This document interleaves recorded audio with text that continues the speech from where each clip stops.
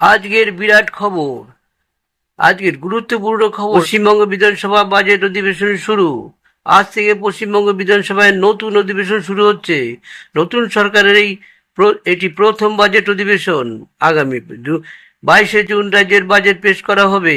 রাজ্যের উন্নয়ন ও কর্মসংস্থান, কৃষি ও অবকাঠামো নিয়ে গুরুত্বপূর্ণ ঘোষণা আসতে পারে বলে আশা করা হচ্ছে। এদিকে আবহাওয়া দপ্তর বিরাট ঘোষণা করলো, আবহাওয়া উত্তরবঙ্গে ভারী বৃষ্টির সতর্কতা। ইন্ডিয়ান মেটিওরোলজিক্যাল ডিপার্টমেন্ট উত্তরবঙ্গ সংলগ্ন এলাকায় ভারী থেকে অতি ভারী বৃষ্টির জন্য কমলা সতর্কতা জারি করছেন।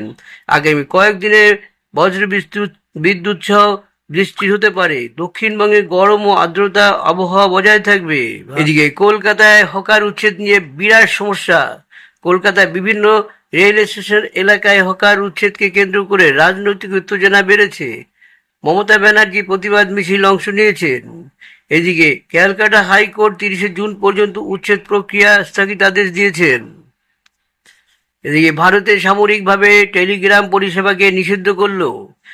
চিকিৎসা প্রবেশিকা পরীক্ষা নিট ইউজি পুনঃপরীক্ষায় প্রশ্ন ফাঁস ও জালিয়াতি ঠেকাতে ভারত সরকার 22শে জুন পর্যন্ত টেলিগ্রামের উপর সাময়িক নিষেধাজ্ঞা জারি করেছে। পরীক্ষার্থীদের বিভ্রান্তি এড়াতে এই সিদ্ধান্ত নেওয়া হয়েছে বলে জানানো হয়েছে। এদিকে ভারত বাংলাদেশের সীমান্তে উত্তেজনা। প্রত্যেকের হাতে রাইফেল, ষাঁড় তাক করে দাঁড়িয়ে মানবাধিকার সংস্থা হিউম্যান রাইটস ওয়াচ অভিযোগ করেছে যে সীমান্ত এলাকায় কিছু মানুষকে যথাযথ আইনি প্রক্রিয়া ছাড়াই বাংলাদেশে পাঠানোর চেষ্টা করা হচ্ছে। বিষয়টি নিয়ে ভারত ও বাংলাদেশের সীমান্তরক্ষী বাহিনীর মধ্যে আলোচনা চলছে। ভারত বাংলাদেশের যৌথ নদী কমিশন বৈঠক। কলকাতায় ভারত ও বাংলাদেশের যৌথ নদী কমিশনের গুরুত্বপূর্ণ বৈঠক।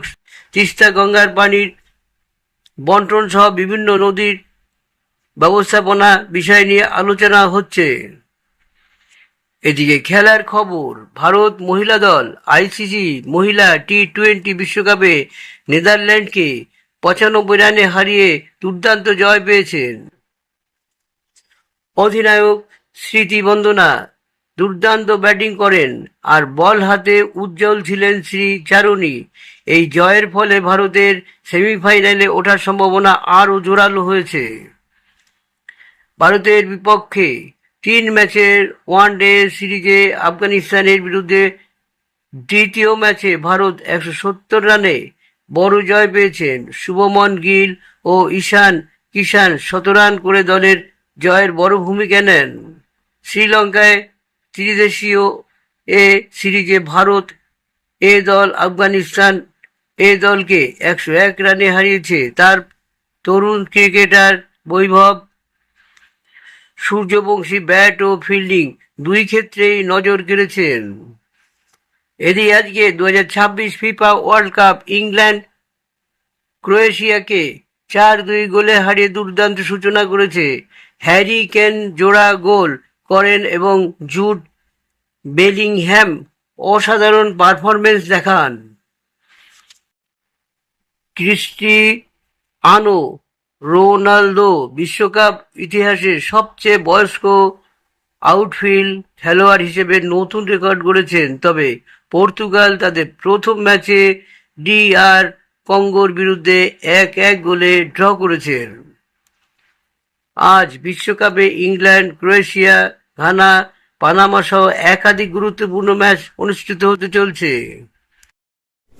এইসব মানব অধিকার, হিউম্যান রাইটস এরা কোথায় থাকে যখন হিন্দুদের বাংলাদেশে পাকিস্তানে কেটে দুভাগ করে দিচ্ছে, জ্বালিয়ে দিচ্ছে, পুড়িয়ে দিচ্ছে? এইসব মানব অধিকার, হিউম্যান রাইটস কোথায় থাকে? এরা কি ঘুমিয়ে থাকে তখন? পয়সা খেয়ে এইসব বদমাশি করছে বা একচেটিয়া ভারতের বদনাম করার জন্য এইসব কথাবার্তা বলা হচ্ছে? বান্দরদের ধরে আচ্ছা রকম পিটানো দরকার এবং এদের কথা কোনো শোনারই দরকার নেই।